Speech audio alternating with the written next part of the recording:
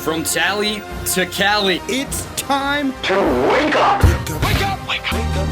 Warchant.com is your ultimate Seminole sports source. And this is Wake Up Warchant, presented by Corner Pocket Bar and Grill. One more corner pocket.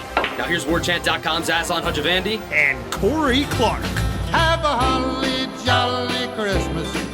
It's the best time of... Wake up! What is up, everybody? It's Wake Up Warchant presented by Corner Pocket Bar and Grill. Coming up on today's show, assessing the quarterback situation.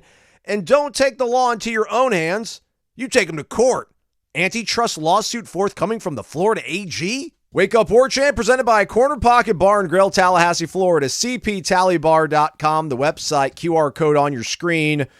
Hit it with your phone. Go right to the website. Place your order to go. But I recommend you go hang out inside Corner Pocket and enjoy your meal. Lunch specials Mondays through Fridays from 11 a.m. to 3 p.m. It alternates day by day by day. On Wednesdays, you get 5 chicken wings and French fries. Set it and forget it. You don't have to worry about the side dish. You're like, we're going to give you fries. They pair well with our best in city chicken wings. $8.99. Corner Pocket Bar and Grill. Hope you enjoyed trivia night, everybody. Thursday, you can go hang out again socially and party and win some stuff by playing bingo this time around. Do it. Corner Pocket Bar and Grill. Warchant.com, your ultimate Seminoles sports source. Come join us.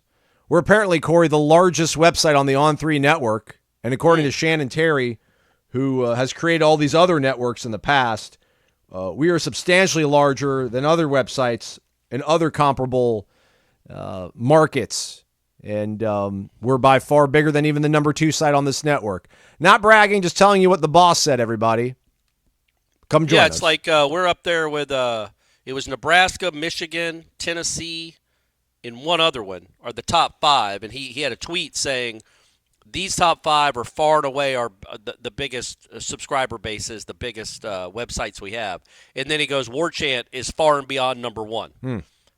So, again, most of that is because of Aslan and I and what we've done for the website over the years. No, literally, that's awesome to see and read because, number one, we really do appreciate everybody that signed up and continues to sign up for for the website. But also, it's a testament to Gene. Like, it's not like he just hoards that money and builds himself another house or 3. He puts the money that he makes from that website back into everything. Like you've got 8 or 9 full-time employees, some that are really, really, I shouldn't say some, all that are really, really good at their jobs. Grown men with families and mortgages, and we're able to do this. So yeah, it's and you look around at other websites, and they have 3 or 4 guys, or 2 guys, or 1 guy, or 5 maybe. We have 9, and with people that have been doing this again. Aslan's been in the business for 20 years. He's been at Florida State for 6. But Tom, I don't know, 12, 15. Ira, over 20. Jeff, 25. Me, 15. But I've been following Florida State for 40. Gene for 25. Like Langston for 20. Like it's just a lot of institutional knowledge and a lot of expertise at our certain fields. And yeah, you get what you pay for, folks. You get what you pay for, and that was cool to see because that's how it should be. We should be number 1. We are the best website. Thank you, everybody, for underscoring that. All right, so is Florida State going to get Cam Ward and Jeremiah Smith? Go, Corey Clark. We're paying you at the Ultimate Seminoles Sports Source. Tell us now. Let's see what I'm hearing on both. I have no idea. I think that here's the thing, though, Aslan, in my opinion. Well, hey, Ryan Bartow tweeted on Tuesday a nuclear bomb gif. So, I mean, you're not tweeting that out if you're not flipping a guy from Ohio State to Florida State. Well, I think that was because of the class of 26 kid that committed. Oh, stop it. I mean, it was right after that you that can't Norvell do that. tweeted. 26 and means nothing. That's fugazi. I mean, I think they want to make all these guys feel like they're the next Jeremiah Smiths or Cam Ward. So I think that's. Right. I wouldn't look too much into tweets. What is Ryan Bartow's job? Player personnel, director of player personnel, or something acquisition, like or something. Yeah. I wouldn't look too much into the gifts as like what's going on. But yeah, look. Here's the thing. There is no doubt in my mind. Cam Ward, I guess, was supposedly visiting Miami on Tuesday. Yes. And then word is assessing. Is that the verb that we're using? Assessing. He might and probably will be in Tallahassee at some point this week. Okay. Pete Thamel reported that DJ Uwe Ungalale, there it is, will be in Tallahassee this weekend. I think you'd want Cam Ward over DJ. I think DJ is a nice plan B. Cam Ward, I think, is your plan A. But here's the thing. There's no doubt in my mind they could go get him if they absolutely had to have him. You know what I mean? Yes. Like there's a number that everybody has, and the battle's in, and Florida State can hit it. It's just a matter of what are you willing to spend on one player when you have other positions to fill and a huge recruiting class coming in that also probably is looking for some NIL. So it's some capology going on about how much money's there and what they can spend it on, and what they think Cam Ward is worth versus what they think DJ is worth versus what they think Tate Rodemaker and Brock Glenn are worth, and how much the difference in WAR, I guess. The wins above replacement between 1, 2, and 3 there. Those 3 options. So, man, I can tell you this. If they got Cam Ward and Jeremiah Smith, it won't matter what happens in the Orange Bowl. It's a great holiday season.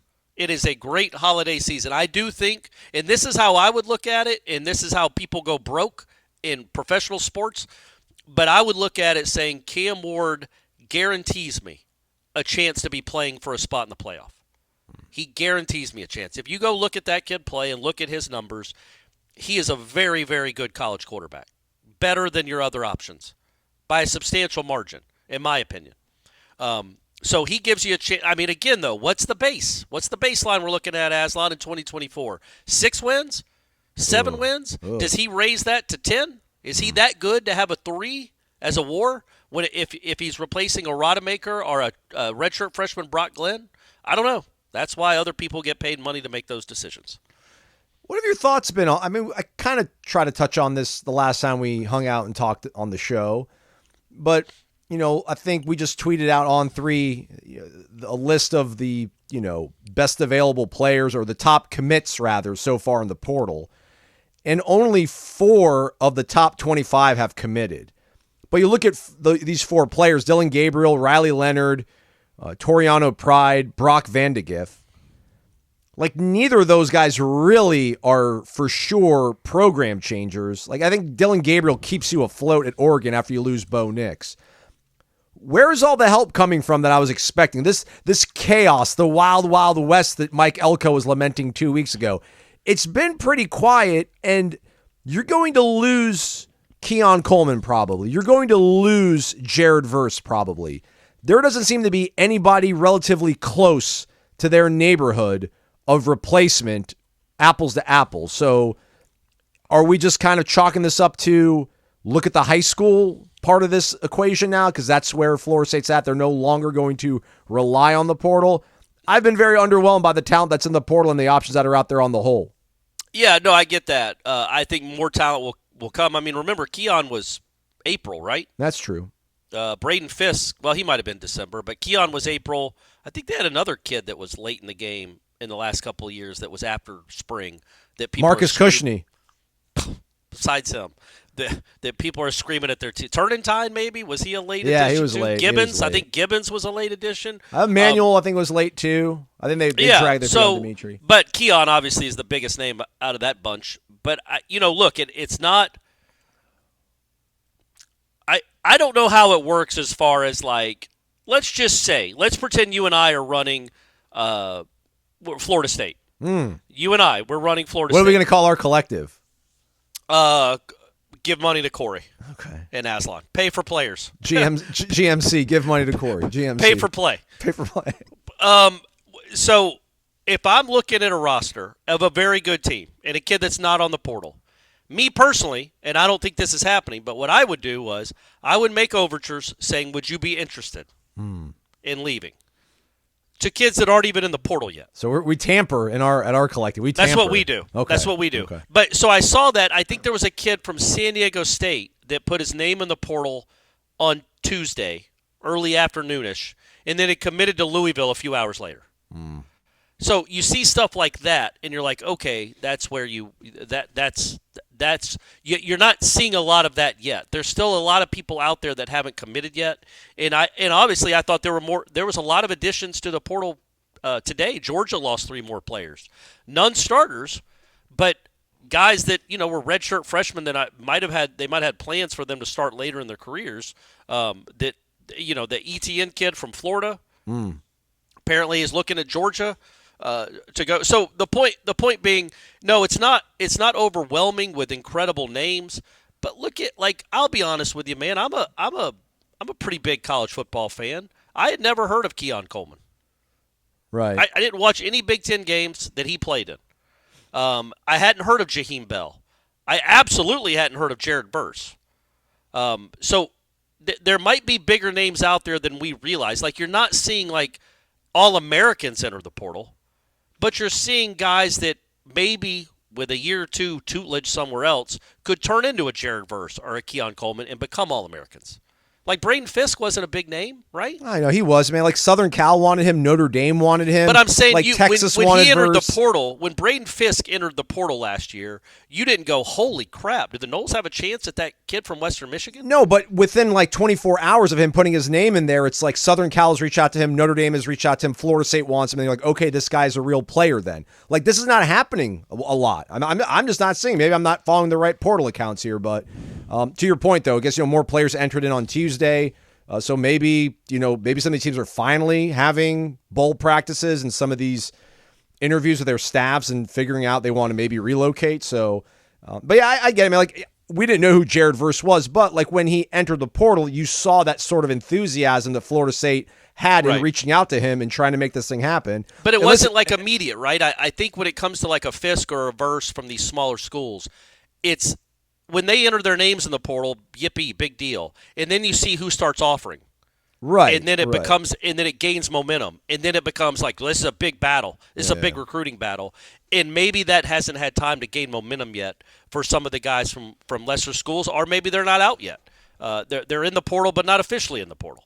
But I'm not disagreeing with you. I guess the only pushback I'm having is I'm not criticizing the coaches. I'm not criticizing the coaching staff either. Everybody. I'm just verbalizing my discontent with just the lack of options seemingly right now. Sorry. Well, the only pushback I would have on that is it is December 12th. Let's see what it looks like this time next week. Okay.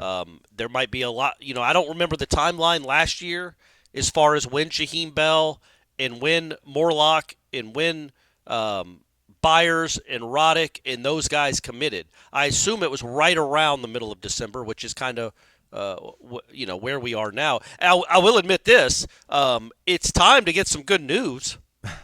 I said that on headlines on Tuesday. I get how it has to go. I get the timetables and everything, and you're not going to just take somebody to take somebody. But it would be nice if Florida State fans got a couple of additions instead of just subtractions right now.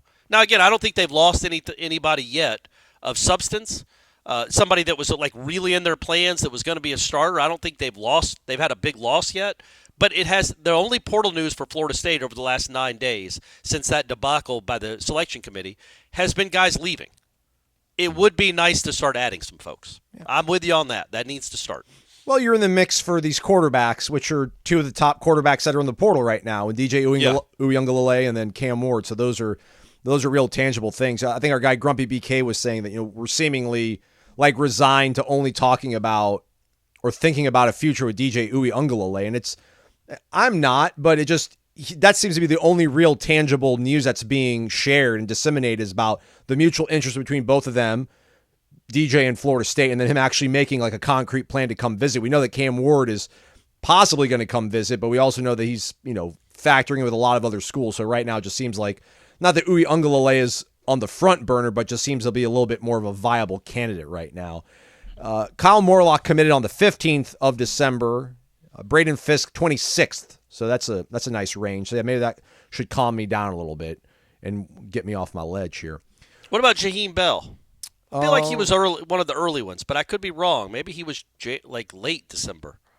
I think he was after Morlock, actually, now that I think about it. December 12th. Oh, really? Yeah. So Morlock came after Jaheim Bell? Yeah. Apparently, according to my quick cursory search here on the Google machine here. So, okay. But in terms of, players out, no one really catastrophically gone. Again, Patrick Payton, I think, deleted that tweet. We have not seen him officially enter the portal. That seems to probably be a negotiation tactic, which, hey, this is This is the world we all signed up for, so I'm not going to really get on these guys' cases for doing that kind of stuff. But well, Malcolm you Ray's can a little bit. You can a little bit. Everybody's negotiating. Everybody has a price that had a good year last year. Right. They're not all running to Twitter to say they're entering the portal. Well, like you can threaten to enter the portal without actually having the world see it, because you can't undo that. You can't unring that bell. Well, it depends who you have in your corner. I get it, man. Some people have better, representation. Advisors, yeah. So, but in that vein, Malcolm Ray on Monday tweeted pretty much a very similar sentiment to Patrick Payton, apologizing to the fan base that he thinks he'll be entering the portal. As we sit here and record this, I think it's the same case as Payton. I don't think he has officially entered the portal, but he has talked about his intentions to do so. Now, he didn't grade out all that great on PFF, Corey. I think 55 is what he graded out at, which is below that 60-point threshold, which you pretty much start off at. He played in all 13 games, though. He's one of your kind of grassroots guys. He was part of the Willie regime, stayed here, has been part of your plans and your rotation. Like, if he were to leave, it'd be unfortunate, and I'm sure a lot of people are like, well, what's the big deal? Who cares? He's just a piece of depth. But he was valuable depth when you had other stars around him. So you're going to lose those stars. Like, you're losing Fisk, AP third team All-American. You're losing Jared Verse, probably second team All-American. Fabian as well. Don't you still need to be able to retain a guy like Malcolm Ray while you're also adding and trying to reload other talent around him? I'm not trying to say it'd be a huge loss, but it would be a loss. This would ding their plans, I would think. No. Okay. My opinion is no. I'm not trying. It's going to sound rude. I'm not trying to be rude. I think we know what Malcolm Ray is now. He's a depth piece. You can go get other guys of equal ability as Malcolm Ray. In my opinion, he should stay because he's been here for 3 or 4 or 5 years or however long it's been. He is a piece of this defense. He's not a pivotal piece. He's not a critical piece, but he did get 25, 20 snaps a game. And that's nice to have depth and experience and guys that know how to be coached by Odell all there in the room. And I don't know what he'd be looking for. He's not going to go to Southern Cal and be a star. He's Malcolm Ray. So I guess I don't. And it's not like other ACC teams or SEC teams will be falling all over themselves to rush to Malcolm Ray's door to recruit him. Like Florida State's probably his ceiling. Program-wise, do you know what I mean? Yeah, no, I'm with you. And he's not. Maybe he's a starter at some other small school, but the reps. I mean, he gets reps at Florida State. So again, that to me, if I was running Florida State, I got the collective, and now I'm coaching the football team. I'd be like, good luck, man. Good luck. Good luck. Try to find another place that's as good as us with all your teammates and guys you've been coached with now for 4 years, and replicate this. Derek McClendon, God love you. That's Exhibit A. Who had a more fun season, Malcolm? You or Derek McClendon? Who enjoyed this more?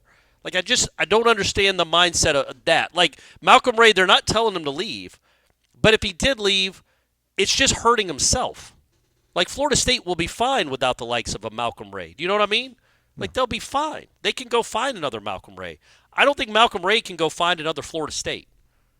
And if I was advising him, I would tell him to enjoy the fact that he gets to be in one of the preeminent programs in the country, and has a spot on the depth chart at Florida State. That said, they got to go get some D linemen. I mean, you're losing Verse, Fisk, Lovett for sure. For sure. Well, Verse hasn't. There's some people that are holding out hope on Jared Verse, but I'm with you. Okay. Well, I'm assuming that would be a great surprise, but I'm assuming. And then you're who knows what? I mean, I thought Tafasi, out of all the guys that have left Aslan, and there have been 12 of them now, I think, or 10 or 12. I guess Malcolm Ray doesn't count yet because he's not in the portal yet. Tafasi's the one that, like, I thought he's the one that could sting down the road, because I think there's some real ability there. There's some other stuff you have to deal with. He wasn't always in the coach's good graces, it wouldn't appear. He just straight up redshirted when I think he probably was good enough to play some this year. So there's some other stuff. I don't know if he's a bad kid or uncoachable. Raw. I'm not saying that. He's growing raw. up. He's maturing. Yeah.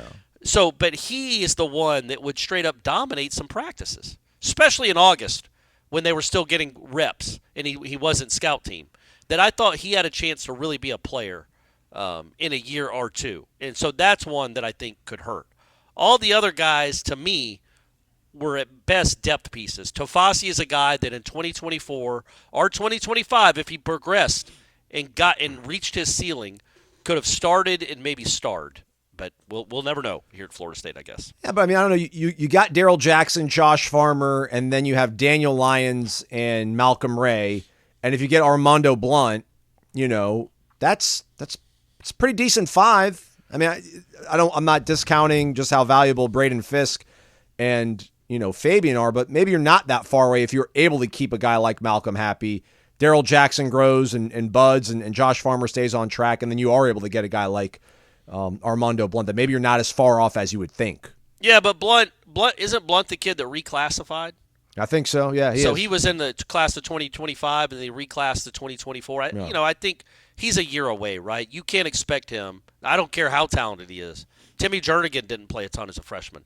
Interior defensive line as a freshman, you have to be a monster. Dog. You have to be you have to be a generational type player to get real reps as a true freshman in the middle of the defensive line. So I wouldn't necessarily count on him. I do think they need another piece there. I definitely think they need 1, maybe 2 defensive ends. Oh, sure. That's where I would be looking at. I don't. Edmund and Byron Turner were depth pieces, but neither one of them looked to me like they were burgeoning stars, like they were about to take off. Strong word, like it. I think. Thank you. I think you need at least. You probably need 3 D linemen. You're right. I keep forgetting about Daryl Jackson because we never saw the dang guy. Yeah. But Jackson and Farmer is a nice place to start. Mm-hmm. It's a really nice place to start. You need probably 1 more in there there's a player of that caliber or better would be great, and then probably 2 more defensive ends. So 3 defensive linemen in total. And what about Dennis Briggs if he gets this 7th year of eligibility? Yeah. Shout out to Travis and everybody else who came out to the District 850 for the Jeff Cameron Warchant Charity Bowling Tournament. It was good to see everybody's shining bright faces on Monday. Travis is a fan of the show, Corey. He says he's introduced himself numerous times, but he knows that you wouldn't remember his name, and I'm like, I promise I'll remember your name. He was very nice, complimented the show, the website, and as he was walking away, he said, oh, by the way, I've tried that Vitamin Energy stuff, and it's legit, man. This guy really liked the mood, and I liked the focus. You weren't lying. And I'm like, hey, we don't lie. I mean, they do pay me, but I believe in it. It's on my desk for a reason. It's in my fridge for a reason. He, too, puts his shots in the fridge. He says it's a little bit easier to go down. I think it tastes delicious either way, but I have a very rudimentary palate. But you all have rough days out there. Use Vitamin Energy to make them a little bit better. Use the promo code WARCHANTBOGO when you go to vitaminenergy.com and you will buy one and get one free. Travis the Bowler said he got the variety pack, which is what allowed him to sample out the Focus Plus and the Mood Plus and all the other great varieties of Vitamin Energy. Rumor is they're even working on a Warchant branded variety of Vitamin Energy. Now we're talking. Eyeball emojis, kids. Shake it and take it. Give it a shot. It's the world's first and only clinically proven, tested energy shot. VitaminEnergy.com. Promo code is WARCHANTBOGO. WARCHANT, B-O-G-O. Man, did we bury the lead, Corey? Possible antitrust lawsuit? Florida lawmakers, attorney general, rattling some sabers, want some answers, some transparency from this college football playoff. Is there enough runway to maybe somehow get the Noles into the playoff this year? Maybe an emergency game. There you go. Yeah. To get this, give us the hope. I don't think there's any hope, everybody. But. Probably not. Yeah, I don't think you could. Yeah, file an injunction. Florida State flies out to Pasadena too, and they determine like late New Year's Eve who's playing Michigan. That should be the what you call it, the protest. Just go to Pasadena and get to the locker room before Alabama, right? Just get into the locker room and like Alabama shows up. Hey, sorry guys, no, we're here, we're good. See, go back home. We're fine. We're going to play this game. I can promise you if you came up with a fund, like a GoFundMe, to fly the Florida State football team, because I don't think Florida State would do it, but you could to hire a private plane to fly them from Miami after they beat Georgia why not go to New Orleans? That'd be easier, I think. And plus, you should have been the 3 anyway. Okay. So don't let the committee tell you that you went from that you belong below 1 loss Texas. Okay. You belong ahead of Texas. So go to New Orleans, get in Texas's locker room, and say if you got a problem with it, fly out to Pasadena. But we're playing the Huskies. We're playing the Huskies in 2 hours. Sorry, gang. Yeah, that's not a bad idea, Aslan. I mean, it won't ever happen. But so that you brought up the antitrust lawsuit that well, not lawsuit, but just the posturing. The investigation that the Florida Attorney General Moody. Is it Ashley Moody? Correct, it is. She's a Gator. She admits that. I'm not holding that. She admits it in her statement. And you said, well, did we bury the lead? And then I wonder, if you polled 100 people listening to this show, what percentage, like how many would rather hear about the quarterback for next year or the lawsuit? Potential lawsuit threatening investigation by the Florida Attorney General into the College Football Playoff Committee. I mean, I'd hope 95-5, but I think it's probably a lot closer than that. I think it's 50-50 or close to it. I think there's a lot of people that are very interested in this. The one thing I'm interested in, because this has more teeth, I think, than like what Rick Scott wanted. Like he's just calling for an investigation, but with no like mechanism to make it happen. Well, this is an attorney general. They do have mechanisms. They do have subpoena power. They can. There is a blueprint, or like Aslan just said, a runway, not to play in the game, but to get some real answers, or I don't know if answers are the right word. Try to get to the bottom of how the vote was made. Get your text messages. Get phone records. Just subpoena that stuff and see how secretive they are about everything. And if the only thing that comes out of it, is a committee member admitting the first 6 weeks we did this show were complete and utter nonsense, and they mattered not at all, because that's their only real. If they had to testify under oath, like you see these people in D.C. having to go do congressional hearings and stuff. Yeah. By the way, congrats to the Harvard president for keeping her job. What a story. Anyway, so they would be asked, okay, so you had Florida State ranked 3 spots ahead of Texas going into championship Saturday. Correct? Yes. So Florida State played a team that was ranked 14th in the country. Correct? Yes.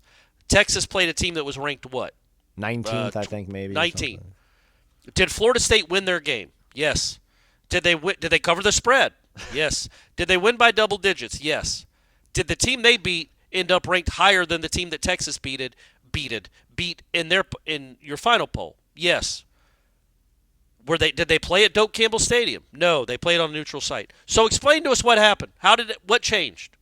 And then the answer is, well, we saw that the offense still wasn't good. They were really struggling.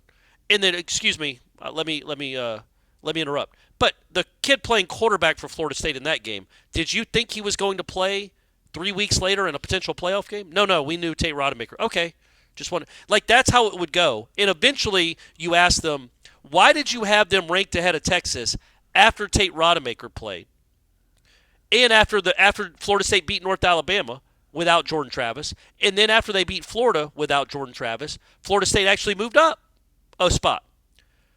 So you're telling us that the game where they gave up 6 points to a team that was averaging well over 30 is the reason you dropped them 2 spots? You dropped them behind 2 one-loss teams? What changed? And that's when they would admit that actually the stuff that happened the week before and the week before and the week before, none of it mattered. We wiped the slate clean, and we just looked at it for that weekend. And that would be the only thing that comes of it, probably. And what does that do, maybe though? We got Herb Street text messages. What is the closure? It's probably rhetorical more than anything, but what's the closure that we're after here? I get it. They value the SEC more than do the ACC. I'm sure they value Nick Saban and the Alabama brand and who wins that conference because of the billions of dollars they've invested in it. It's like finding out that your spouse did something really bad to you and you kind of know the reason why. Do you need, why do you need the actual full, I don't know, man. I just don't think there was any propriety going on. They're like, listen, man, they didn't have their quarterback. Alabama's been looking pretty better. They beat the number 1 team in the country. We kind of are, we've done this before. We've had to kind of make it a beauty pageant. It has been figure skating. It's all been very subjective. We're just going to go ahead and put Alabama in. That's the end of the story. Like, I don't know, maybe I'm part of the problem, like, because I am surrendering and we need to be unconquered and fight this tooth and nail, but I just don't know, like, what there's ends no up happening here. There's no satisfactory answer, because even if you get the answer that many people think, maybe you get a text message from Herb Street to Corrigan, or Hancock to Sankey or something. Sankey, yeah. yes. If you get an email or a text message that says you're going to do the right thing, right? Question mark, whatever. You see something like that. It's still not going to be satisfactory, because you're still going to feel it's just going to validate that you got cheated. That at all costs, once Alabama beat Georgia, the wheels went in. Well, the wheels were already in motion. The wheels were in motion for 2 weeks. Right. And then once Alabama beat Georgia, Florida State had no chance to win, no chance to get in. And it just, like, you can't go retroactively and award Florida State a national championship. Well, maybe you could. I don't know. But if you find some sort of paper trail, and I know paper trail, that's a 2000s term, electronic trail, an e-trail, for communication between Sankey and Corrigan, or more likely Sankey and Hancock, and then Hancock to Corrigan, at least the people that think Florida State fans are idiot conspiracy theorists could get off their backs for a little while. Like, you were cheated. We all know you were cheated. We all know they were going to let an SEC team in. They would never admit it, but here's the proof that at all costs, Georgia or Alabama had to be in the SEC championship game. Or what I think happened, or could have happened, I shouldn't say I think, because this is a conspiracy theorist. It's not quite tinfoil hat-ish, but when Phillips torpedoed the 12-team playoff for 23. Right. Maybe there was some text messages like, well, wait till he tries to get an ACC team in the 14 playoff. Wait till he sees what happens then. And then, maybe there's text chain going back a year and a half or 2 years since he voted against the 12-team playoff for 23, and they were holding it against him the whole time in his conference. By the way, is he still alive? Jim Phillips? Yeah. To the best of my knowledge, yeah. Okay, we haven't seen him, so I didn't know. I didn't know if he was still alive or not. Yeah, I don't know. Maybe was he I wonder if he was at the national championship for women's soccer, since his. Yeah, because it was Notre Dame and Clemson. Congrats to who won that game? Well, no, Florida State won it all, man. Women's no, soccer. I was talking about the men. I was talking about the men's game. They played on Monday. Was it Marshall? What? I don't know. My buddy used to play soccer for Marshall. I think they've actually been in the national title game the last few years. No, it was Clemson versus Notre Dame. It was an all-ACC final, buddy. Look at that. Amazing. Yeah, again, I just, like, none of that stuff that you said, like tinfoil hat conspiracy, none of it would surprise me. None of it would surprise me. It would be cool if you had proof, though. And so, but what does it do, though? Like, I think everybody that knows that Florida State got screwed is like, man, you guys got screwed. And now they're like, all right, stop complaining about it. So I just don't know what that, maybe the 15% of your fan base that needs that kind of, because listen, no one's ever going to be happy, right? You're never going to be able to finish the season out the way it intended, the way you deserve, and the way that you earned it. But like, maybe getting this kind of vindication through legal means I think it's just more vindication, validation. And look, I don't think these people are dumb enough to have an e-trail where they're having conversations like that. I think these are phone conversations, or conversations at dinner. I don't think they're necessarily text messages. I could be wrong, though. They probably never thought in a million years a Florida Attorney General would be investigating them after a senator said that they want to investigate them. So, but who knows, man? Maybe they are that dumb. They actually probably are that dumb. And so I just think, the one thing is the selection committee continues to go on.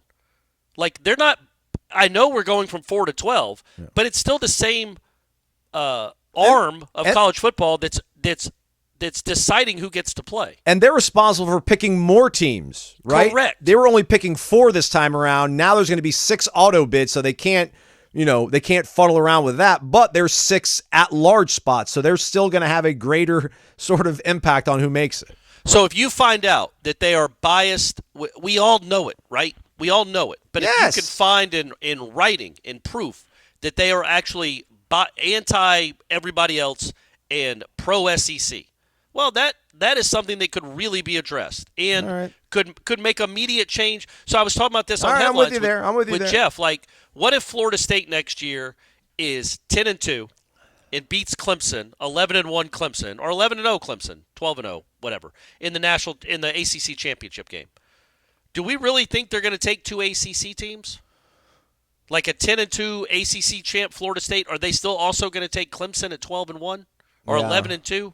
Like, I think if something would come of this investigation, that might change the math in the room. It's still going to be brands. I think if it was Louisville, like say Louisville had actually beaten Kentucky and they were 11-1 coming into that game against Florida State, and like they lost, I still think in a 12-team playoff they probably would have left Louisville out, and they would have elbowed in Georgia and maybe like Missouri even ahead of Louisville. I do think like Clemson and Florida State are still like your strong enough brands that could do it in that scenario, but even that is probably still not a probable situation. But any other school in Florida State, no way they're both getting in. Whoever wins the conference, that's it. But I think maybe now that changes a little bit. There's been so much, no matter what comes out of this investigation, the fact that senators and attorney generals are still talking about this and trying to get investigations going about this, I think means their job, they will have to have the look of complete and utter balance and fairness next year, where if I could be completely wrong, I'm probably naive, but because there's been so much blowback and outrage, in a 9-3 Ole Miss team maybe doesn't get in over a 10-2 Kansas State team, which if this all didn't happen, they absolutely would. They would be, but they're going to have to be like, look, you already got 3 teams in, Greg, or 4. We're not getting Ole Miss in. No, we're not. We have to have representation outside of the SEC and the Big Ten, just for the optics. And so maybe at the very least this does that, where it opens the door where they won't, because they definitely don't want to spark another outrage. So this will be that. Maybe this is a means to that end. What about the fact that ESPN controls the college football playoff and vice versa? I don't know the tail's wagging what, but for your future of getting out of the ACC and landing in one of these Power 2, is this going to affect any of that? Is this going to poison that well at all? This isn't Florida State doing any of this. This isn't Michael Alford or Dr. McCullough or Mike Norvell going out there and grandstanding, if you want to call it that, or taking a stand. But for a team that's in a kind of precipitous situation here, when it comes to conference alignment, realignment, and affiliation, like, could this backfire at some point? Or you have nothing to lose because you're that pissed off right now at the world? No, I mean, I think money is money. I don't think it would backfire. Like if one of those conferences realizes that Florida State makes them a lot of money. No, the Big Ten. I don't think you're going to scare off the Big Ten. But I think you might. But I don't know. Like the SEC, it's like either they're going to take you or they're not. Like I don't know that this would matter. Okay. And as I've said now for 6 months, maybe longer than that, the only reason the SEC would ever take Florida State and Clemson is to keep them away from the Big Ten. Like they don't need them. I know that sucks to hear. It sucks to say. But look at the numbers, folks. The SEC is dominating college football. They don't need Florida State and Clemson. They already got those states covered. But, again, the Big Ten, when you add Washington, Oregon, USC, Florida State, and Clemson to go along with Michigan, Ohio State, Penn State, Wisconsin, you are Nebraska. toe-to-toe. Nebraska's back, baby. Nebraska with the number 1 quarterback in the world. The Huskers are back, son. Let's go. That you're talking about, that's toe-to-toe. And if the SEC, they might not mind. Maybe they think it's the better for the sport if it's evenly distributed like that. But that would be the reason Sankey wanted Florida State and Clemson, is to keep them away from the Big Ten and kind of squash the Big Ten. But man, other than that, no, I don't think any of this has anything to do with that. Or what about, does Greg Sankey say, all right, make this stuff go away, we'll invite you? There you go. Get this attorney general off my ass. Come on. Alfred, I'm Michael. just saying. Yeah, maybe he's like, if you make this go away, whatever you want. We'll pay the exit fee. Whatever you want, just get her. She can't see the emails, Mike. She can't see the emails. Please call off your dogs. Yeah, that would be awesome if that happened. But you look. I think we both think that. I don't know if this it probably did expedite your exit, right?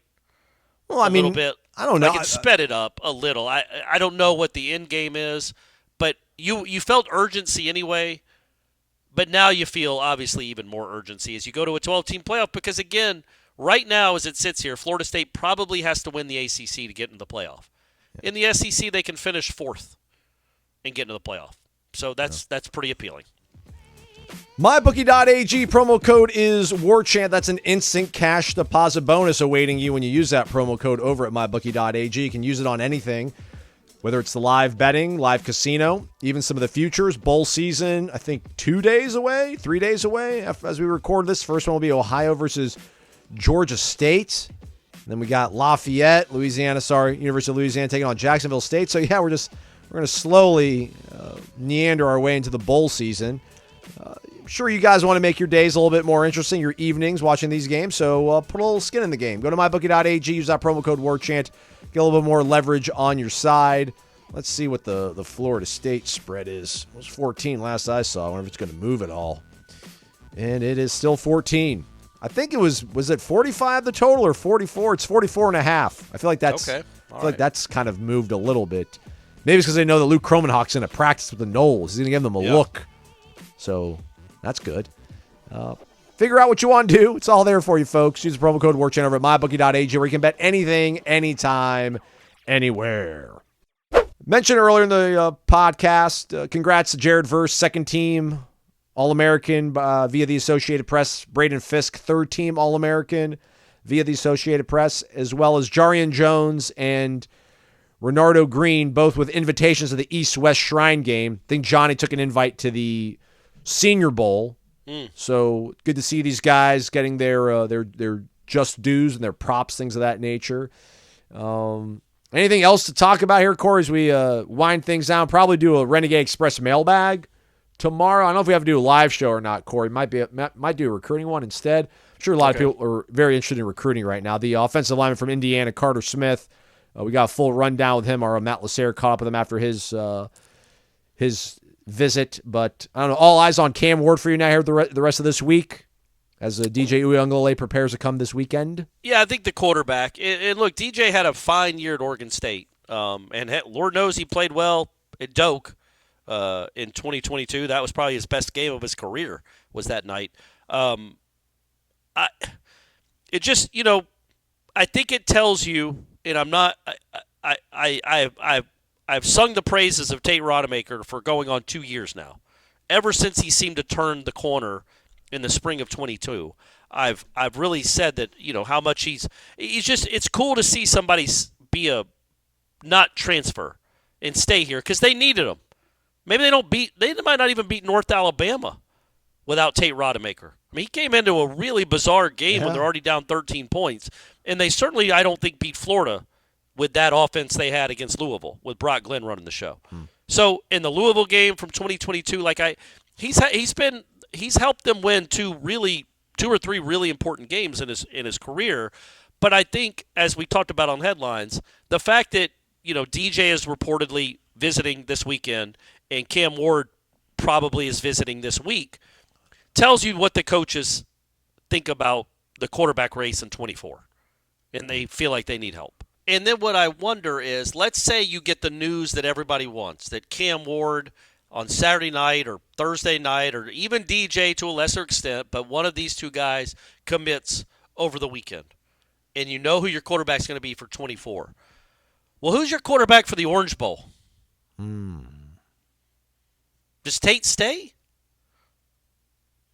I don't, because if he's cool with being the backup again in 24 and then portaling over him after he's done plenty of time as a backup, if his feelings aren't hurt, or if they're hurt but not hurt that badly, you got Tate for the Orange Bowl. If they're really hurt, or if he just his last year really wants to start and play a full season and not be a backup waiting for an injury, he might enter his name in the portal.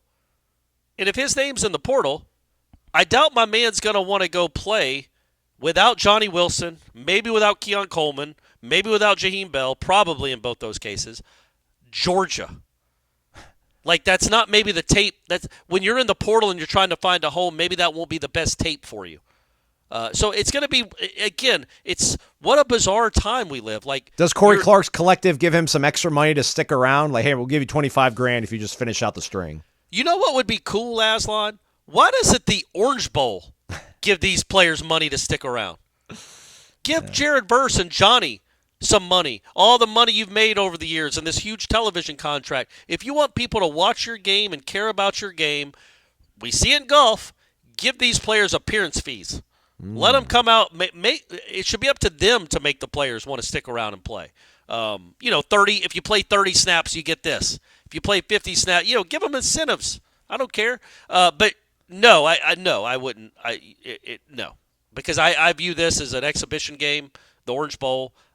Whether they win or lose, really, I mean, it'd be awesome if they won. I know, it'd be man. fitting It really if would. they won. It really but would. if they lose, I'm not holding it against them, and I'm not counting it. So it is what it is. If they're playing without all these players, so either way, no, I would not pay him more to play in that game. But that's where we live in 23. Like, who knows who's playing? Like, you're standing on Tate some. would You're play, standing, but I don't know. You're standing on some real high moral ground right now if you're a Florida State fan. But if you beat Georgia, and I know they're going to have guys sit out and miss the game too. Yeah. But without some of these guys, my gosh, like whatever the time limit for being able to complain about this was, you just got like a multiplier if you win that game. Yeah, I get. See, I get what you're saying, and I think that's what the common sentiment will be. Florida State fans, whether you lose 50-0 or beat Georgia 50-0, this will be a valid complaint for the rest of your life. Oh yeah. It'll be a valid complaint, and it does not lose or gain, in my opinion, any more validity. It gains validity. It won't lose validity if you lose to Georgia. Guess, but I think you are it gains. what if you're beating Georgia without Bowers and Mims and Still, McConkey? though. Their quarterback might not even be there. You've got one hand tied behind your back too. They've got one tied behind their back. It's like watching Michael Jordan and Larry Bird, but playing wheelchair basketball. Like, great, man. Who's better in a wheelchair? Well, what does that matter? Who's better at full capacity?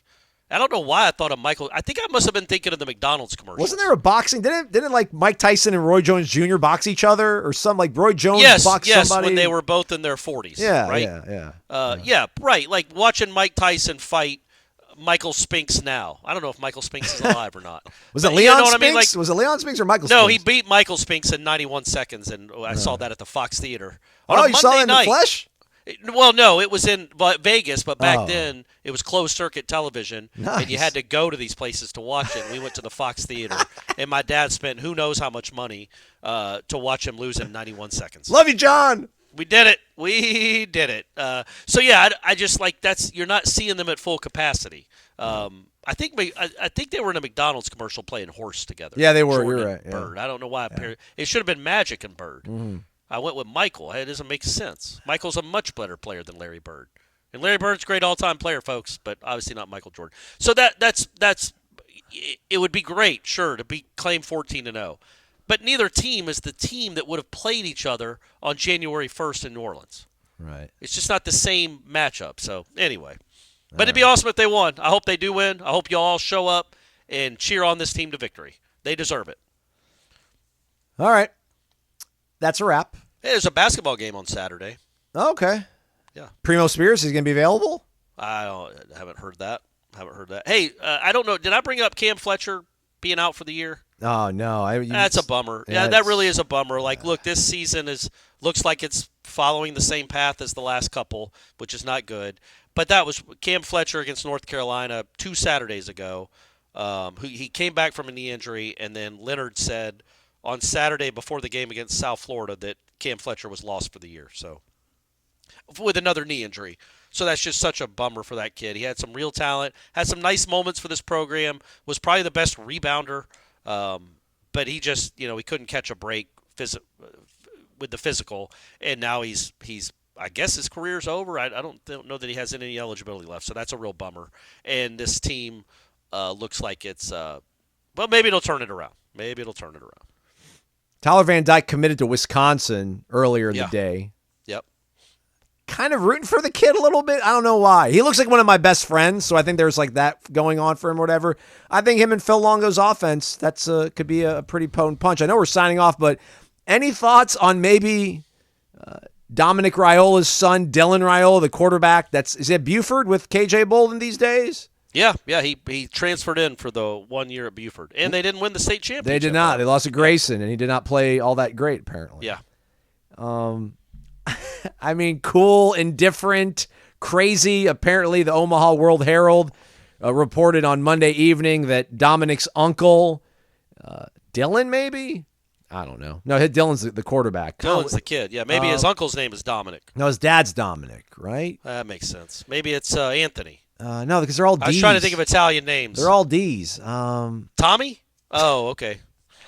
Anywho, his uncle is currently on staff at Nebraska, and he got a year tacked onto his contract and a 53% pay increase. So all sorts of creative ways. I mean, this doesn't – I don't know. I just feel like Nebraska fans, I don't know if they haven't even won in the month of February or December. Maybe hiring Scott Frost, they felt they did that 1 year. But at least for like one night, if this does happen, like good for them. Good for Nebraska. Oh, yeah, I'm rooting for it. Or is this another symptom of just how sick this sport has become? Well, no, because in this used to happen all the time, where a kid's dad would be hired on staff. It happened more in basketball, I think, and just to get the kid to come there. And it's just what's the difference between you pay the uncle a 50% raise, so you're giving him $250,000. You're giving the kid $250,000. You're probably giving him more than that to come out to Lincoln to play. So it's just that's the nature of the sport now. I think it's less gross than it would have been 15 years ago. Does that make sense? Because the player's getting taken care of. Right. Like it used to be, just the adults got the money. Sway him here. Hey, we'll give you, if you can give your star player to come with you, we'll give you a job as a linebackers coach, but make sure he comes with you, and then we got you a cush job for the next 3 years. Meanwhile, he's getting his books. Now the kid gets his money too, so I don't have nearly as big a problem with that. But I'm with you, man. Like, that would be awesome. Like, that's kind of the beauty of NIL. Not this year, but you are going to see. I think there's going to be more and more parity. I think Georgia and Alabama and all these guys, they don't get to just hoard all the best players anymore. You get to go get some too, including some off their roster. Jermaine Johnson, you get to go get some guys that would be stars on your team that are just maybe possible part-time starters on those teams, and now they're losing real depth and they're not as dominant as they were. Case in point, Alabama's 2023 football season. But you know what? Clearly one of the best 4 teams in the country. I can't believe they almost beat Auburn by 2 points. So when you can go into Auburn and win, I don't care how you do it. That's a great win. That means you're one of the best teams in the country. That's why New Mexico State is playing Washington in the Sugar Bowl. Oh, wait, they're not. It's just Alabama. Sorry. I don't think I'm ever getting over it, Aslan. And everyone's so happy. I talked to Bill Hayes, the owner and proprietor of Corner Pocket. By the way, Seventh Hills Tap Room is back open below ground, below the Corner Pocket. Not below ground. It's a real restaurant, but it's the downstairs part of the restaurant. Got a menu that looks awesome, including Irish nachos. Ooh. So to get you ready for Dublin. But yeah, Seventh Hills Tap Room. It's a craft beer place. It's downstairs. Sometimes Corner Pocket can get really crowded, a little bit fun, a little bit crazy. Seventh Hills is a little more low-key, but I was talking to Bill Hayes, and he said when I talked to him on Monday, he was madder on Monday than he was the Sunday it happened. 8 days later, he was getting madder. Yeah. And just wait till you start seeing more of these college football playoff commercials pop up on your TV. It's just going to make you madder all over again, folks. So we're all here with you, though. We're all here angry with you. Dylan's father's Dominic. His uncle is Donovan. Donovan. And his cousin is Dayton. I love it, man. My brother's name's Ali. I'm Aslan. Like, if you had another kid, you would probably named him, Bronson, Brock. Yeah. You're Brady right. and Yeah. Brock. I've been Brady strong and Brock AF. and Braden. And yeah, Brock's a good name. Brock Clark. I don't know, Brock Clark. It needs to be 2 syllables there on that first name. Yeah. We almost went with Brody. I like Brody. Yeah, I think Brady fits though.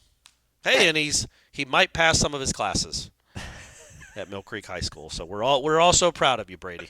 I was thinking about when Herbie gave Jordan his ultimate Herbie award. Was that like the equivalent of you telling Brady, like, hey, you need to do all this, and then we'll get you a car. And then he ends up acing all of his exams, and then you're like, never mind, we're just going to give you a skateboard instead. Yeah, or a computer. Yeah, It's kind of cool. Yeah, but it's not a car. I know, but I get what you're saying. Yeah, it's when did he give him the ultimate Herbie award? I think over the weekend, or maybe like Friday before the Heisman. Man, that must have meant so much to Jordan.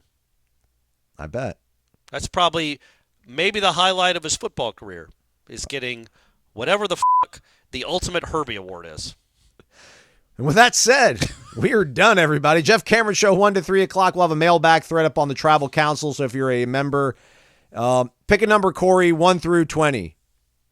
13. Okay, that's the amount of questions we're going to take in the thread, and then we're going to shut it down.